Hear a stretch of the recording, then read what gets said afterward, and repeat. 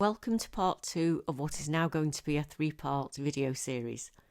So in the start of the second video, I've already painted coffee, watered down coffee into the background, and I'm just tickling up the last few bits.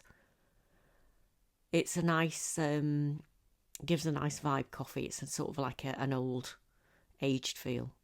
I've got some red paint here, and I'm just going to paint the red and blue Aladdin Sane slash across the background, which I've decided to keep as just in the background and not going across the face.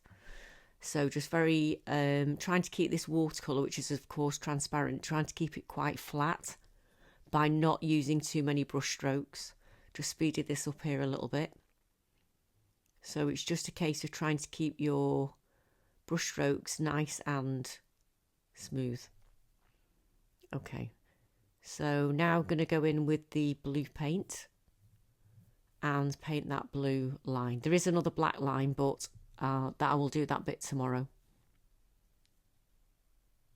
So just picking up a decent amount of this blue, because blue tends to be quite transparent, so I need to make sure I've got a lot of paint on that brush. And then I'm rotating the page to get a nice smooth line, so I know I can control that paint.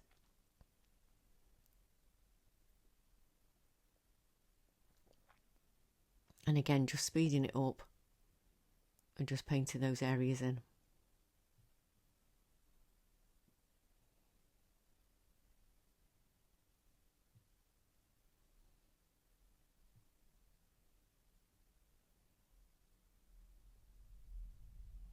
So still not sure how this is going to turn out, but keeping on, keeping on.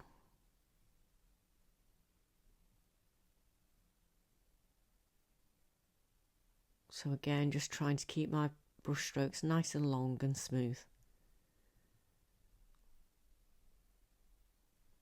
There we go. So now I'm going to do the shadow on the skin, because it's very flat and one-dimensional at the moment. So just pointing out where the shadows on the face are. And if you look at the Deb Weiers, there's loads of dark shadow. So I'm going to make this colour sort of a skin colour, but with more of a black tone. So it's like a purpley skin tone. So just looking at that photograph to see where the really dark areas are. And I'm just putting those darker areas in first.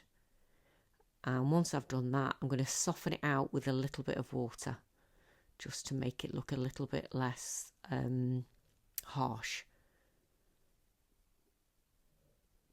So just now getting that water and softening out some of those lines to make those outlines a little bit softer. Okay, so I've added a bit more black to the shadow on the neck, but completed the face now. And then just taking a little bit more of that dirty skin tone to do the hands. And again, just looking at where the light and dark areas are, starting off by putting the mid-tone in on the fingers. And just really looking at the photograph to get my shadow placement as accurate as I can, because that's what's going to make it look like the actual fingers rather than sausages.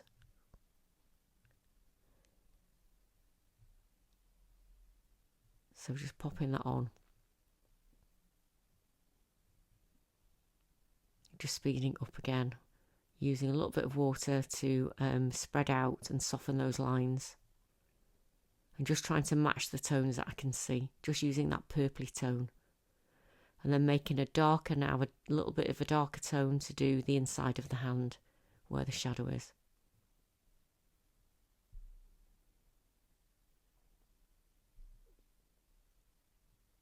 And putting the darker bits onto the fingers as well. I'm making it a little bit more realistic than Deb Weiers, but I'll be adding some more pen and stuff to it tomorrow, so hopefully we'll get there. Okay, adding a little bit more detail. And the hands are done. And now really going in with some very dark tones, things like the nostrils and drawing on some, you know, darker bits where in the ears, for example. It's all looking very strange at the moment, but it will start to come together. Okay, so it's good to keep looking at your reference, keep looking at your source picture and just checking what you're doing. Okay, so now I'm adding a little bit of stubble or a little bit of shadow to recreate the stubble and just painting out that little bit of the chin that I'd left white. And now very carefully putting in the nostrils with some black and a little bit of black around the eyes. I'll be adding loads more black to this tomorrow though. Okay, so we're going for now having a look at the mouth. So she does have very juicy lips, Deb Weiers. The lips are always, you know, they've always got a nice shiny highlight. So I'm going to give David a nice pair of red lips. So just painting his mouth's open in the shushing motions. Just painting that black bit in first.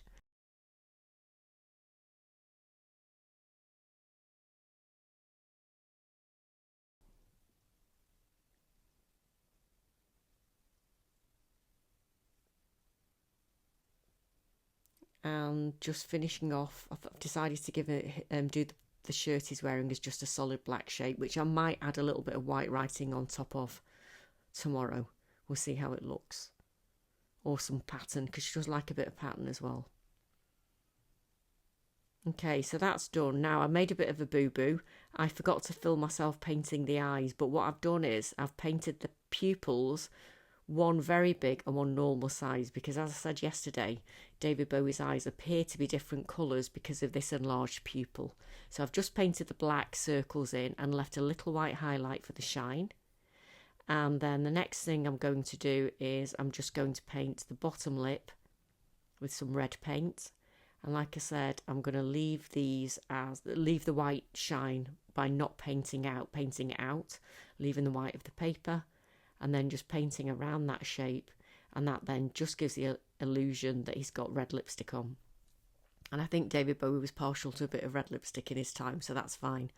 Making the top lip a little bit darker, it's sort of like a brownie colour, so adding a little bit of black to that, make it like a maroony brownie colour for the top lip. And again for the other side of the lip.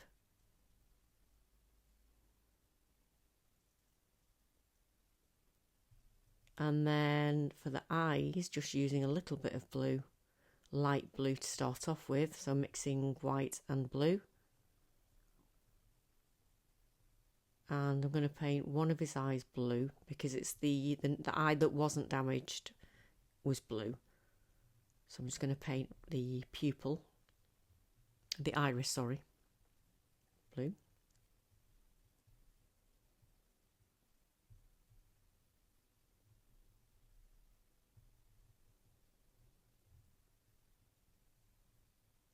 Just showing you there. And then the other eye looks to be brown. I don't know. So I'm just taking a little bit of that blue and mixing it in with my lip colour and a little bit of yellow ochre, like that mustardy yellow colour you see. Mixing that in to get sort of like a lightish brown colour. And I'm just going to outline the other pupil to create the illusion that that is the colour of the iris. So just trying to paint that in.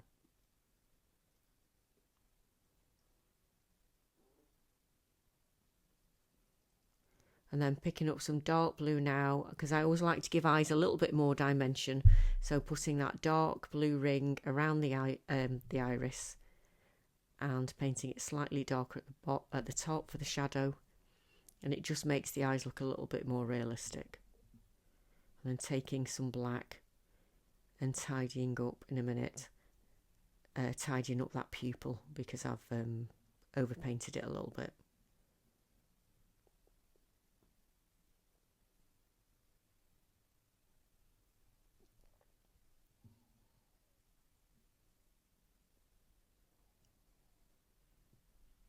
Okay, so the last thing I'm going to do today is to mix up some hair colour. So I'm just going to put a few strands in. So I'm mixing some black into my lip colour, and then I'm taking some more of that yellow ochre and mixing it in to make a mid-brown.